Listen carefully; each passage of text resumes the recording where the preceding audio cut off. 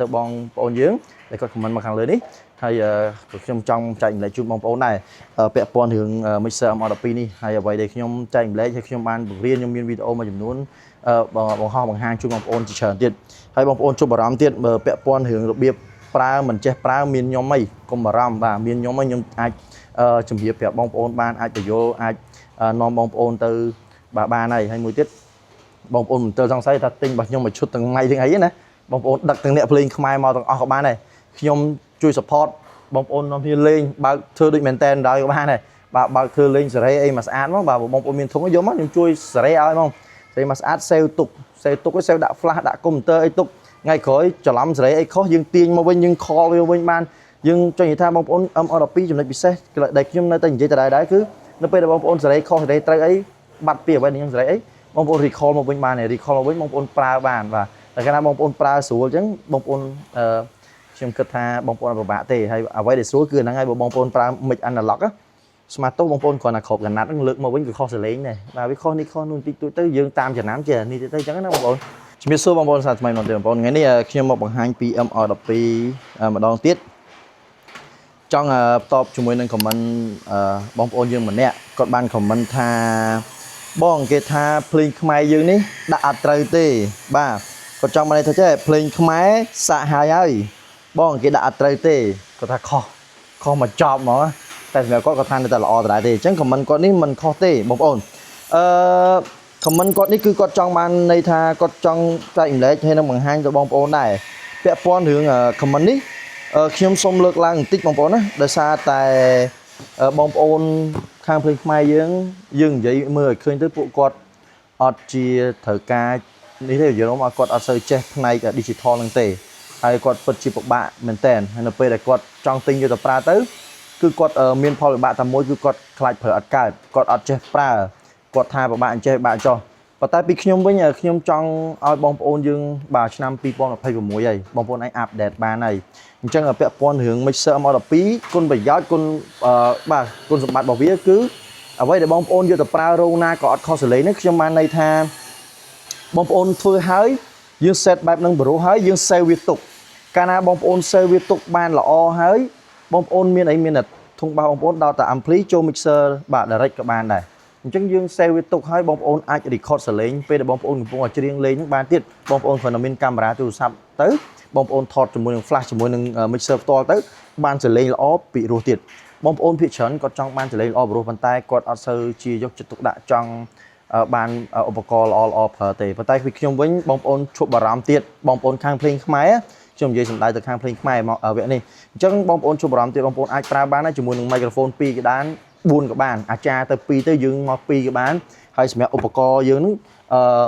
បាទទៅប្រហែល4 5ឧបករណ៍ក៏អត់ខុសដែរដោយបងប្អូនប្រើបងប្អូនត្រូវមាននេះបងប្អូននេះខ្ញុំចង់ចែកម្លែកបងប្អូនត្រូវគួរមានខ្សែ XLR បាទ XLR ញីឈ្មោះប្រើជាមួយនឹង microphone ហើយបងប្អូនមាន microphone ឬក៏បងប្អូនត្រូវមានខ្សែ6លីទៅ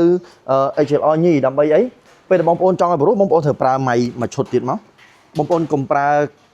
ម៉ៃហើយធ្វើខ្សែទៅដោតតែពីគេមកគូហើយយកទៅប្រើណាខ្ញុំអត់សូវជាណែនាំទេសំឡេងក៏អត់សូវបានល្អដែរព្រោះដោយសារអីនៅពេលដែលបងប្អូនចង់សេរីវាសេរីទៅទាំងអស់អញ្ចឹងវាកន្លែងថា standard ព្រោះអត់ឃើញអញ្ចឹងអ្វីដែលខ្ញុំចង់ឲ្យបងប្អូនបានសេរីល្អព្រោះបងប្អូនណាដែលអាប់ដេតមុនប្រើមុនគឺត្រឹម MR12 នេះអ្នកមានកញ្ចប់ល្មមត្រឹម MR12 3.8បាទ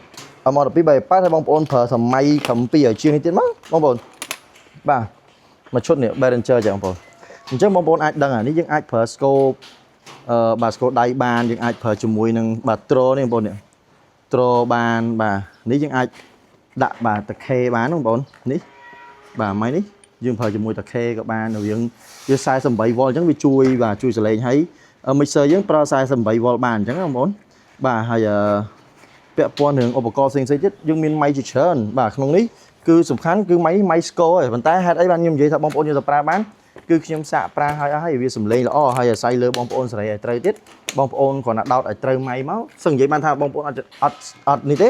យើងទៅសេឲ្យបិទនៅលើម៉ៃហ្នឹងហើយបិទនៅកន្លែង mixer យើងក៏បានដែរបងប្អូនអញ្ចឹងវាល្អមែនតើហើយសលេងពីរួមមែនតើហើយថ្ងៃនេះខ្ញុំអានបកឲ្យបងប្អូនមើលបាទជាមួយនឹង MR12 នេះម្ដងតែហើយសលេងវាហើយខ្ញុំចង់ប្រាប់ខ្ញុំធ្លាប់បានថត ជាច្រើនជាមួយនឹងពាក់ព័ន្ធនឹងសលេងពី M12 18បងប្អូនណាមានលទ្ធភាពក៏ទិញ18ទៅបងប្អូនណាលទ្ធភាពមុំៗក៏ចង់បានM12 ក៏បានដែរអញ្ចឹង M12 នេះគឺតម្លៃត្រឹម3ឲ្យ8ទេបងសម្រាប់ grade A យើងនេះអញ្ចឹងបងប្អូនទិញទៅគឺទទួលបានជាមួយនឹងបាទគេហៅថាបាទដោយ power 1បាទហើយនឹងជាមួយនឹងសភៅមួយហើយពាក់ព័ន្ធមួយទៀតបើបងប្អូនប្រើជា rack អីយើងចាប់ដាក់ rack ស្រាប់យើងមានបាទជើងចាប់ rack មួយទៀតហើយខ្ញុំបាទនេះបងប្អូនកេះវាអញ្ចឹងហើយខ្ញុំចង់បង្ហាញបងប្អូនបន្តិចបងប្អូនចំណុចពិសេសមួយទៀតថ្ងៃនេះខ្ញុំនិយាយរៀងយូរបន្តិចហើយបងប្អូនតាមដានវីដេអូខ្ញុំបន្តិចដែលខ្ញុំអាចនិយាយថាធ្វើបានហើយពីរោះទៀតបងប្អូននឹងស្រាប់ហើយពាក់ព័ន្ធនឹងឧបករណ៍ភ្លេងបងប្អូនចង់មិចឲ្យដាច់ស្អាតណាសម្រាប់ MR12 នេះគឺមាន gate អញ្ចឹងកាលណា mixer នេះមាន gate មាន compress បាទមាន EQ នៅក្នុងហ្នឹងហើយរឿងអីដែលបងប្អូនមិចមិនបានល្អបាទយើងដាក់ gate លេងទៅវាបានសលេងវាកាន់តែល្អអញ្ចឹងបងប្អូនឃើញនេះបាទនេះយើងមាន XLR បាន4ហើយច្រើនហ្នឹង1លីអញ្ចឹង1លីបងប្អូនអាចបញ្ជូនទៅប្រើជាមួយនឹង microphone ដែលបងប្អូនដែលខ្ញុំចែកម្លែកមិញហ្នឹងបងប្អូនអាចប្រើបានហើយមួយទៀតមាន gate កាត់អញ្ចឹងយើងអត់ចង់ឲ្យសលេងរំខានចូលទៅក្នុងឧបករណ៍យើងក៏យើងកាត់បានបាទវាពិសេសមែនតើបងប្អូនហើយ compress បាទទប់បងប្អូនលេងទៅលឺខ្លាំងអីវា compress ឲ្យស្មើល្អ